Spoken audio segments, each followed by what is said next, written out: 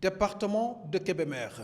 Lundi 21 août 2022, l'unité de traitement des parcelles agricoles de la DPV est sur le pied de guerre. Nous sommes dans le village de Daroufal, dans la commune de Tcholomfal. Après une première phase d'attaque des chenilles, les pucerons ont pris la relève. Soit de pucerons et de chenilles, la région de Louga est la zone de prédilection des chenilles d'Amsacta et de pucerons. Et c'est lié à l'activité hivernale. Quand il y a pause pluviométrique, automatiquement les insectes font surface. Quand la pluviométrie continue, ils disparaissent. Donc c'est lié un tout petit peu à la zone et à la physionomie des campagnes. Un traitement qui s'accélère pour couvrir une partie de la demande des producteurs. Le responsable de cette unité de traitement reste très sollicité car dans l'arrondissement de Sagata, plus de 1000 hectares sont infectés. Il faut aller vite. Je suis sollicité 24 sur 24. Lorsqu'il y a une à 0 heure, on m'appelle sur mon portable. Bon, j'ai dressé une liste quoi. Ça dépend des appels. Enregistrer les appels et les villages.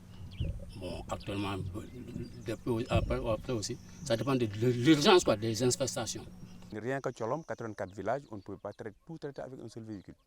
Mais néanmoins, quand même, bon, là je reviens sur la proposition qui consisterait donc à fournir les produits aux paysans et eux, ils pourront faire des actions individuelles sur les champs en attendant que l'attaque globale, la réaction globale se fasse par les services DPV. Ce dispositif de lutte contre ces attaques couvre tout un département. Autrement dit, un seul véhicule pour tout le monde. Rien que dans l'arrondissement de Sagata, il faut sillonner 281 villages à l'affût des pucerons. La première alerte est venue de la commune de Loro, et précisément dans le village de Mbarsek. À la veille des élections, le 29 précisément, le 29 juillet. Tout de suite après, on a informé le SDDR, le service de développement rural, qui a remonté l'information au niveau de la DPV, la direction de la protection des végétaux, et qui ont affrété un véhicule pour pulvériser les champs qui étaient concernés, en tout cas dans la commune de Loro. Malheureusement, le phénomène s'est développé à une vitesse inquiétante et s'est propagé pratiquement dans les 3 autres communes, à savoir Tcholomfal, Sagataguet et Kanen Diop. Bon, un autre véhicule est venu en renfort, mais malgré tout, il ne pouvait pas régler les deux ne pouvaient pas régler le problème. D'autant plus que l'arrondissement compte 281 villages. C'était compliqué pour faire tout le... Mais on s'est débrouillé en tout cas pour les envoyer au niveau pour qu'ils interviennent au niveau des 4 communes. Bien qu'on n'a pas pu mailler tous les champs, mais au moins dans chaque commune, il y a eu des séances de pulvérisation. Voilà. Dans l'arrondissement de Sagata, sur les 5 communes que compte la circonscription administrative, 4 ont subi de plein fouet cette invasion de pucerons.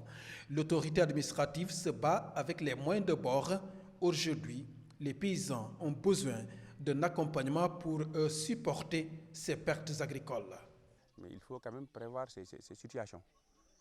Donc quand je dis pour l'arrondissement de Sagata, il y a un seul véhicule là, c'est peu quand même par rapport à la situation. Donc il faudrait peut-être augmenter les moyens et également augmenter la logistique surtout.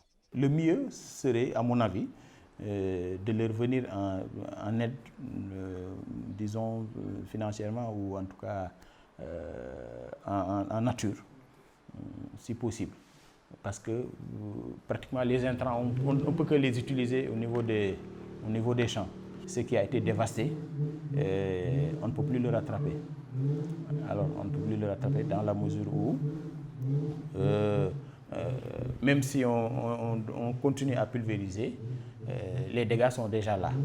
Les localités les plus impactées dans ces attaques, de pucerons sont entre autres Ndoyen, Darou Marnan, Mbaké Kadior, Darou Mousti, Tcholen Fall et dans la zone de Thieb.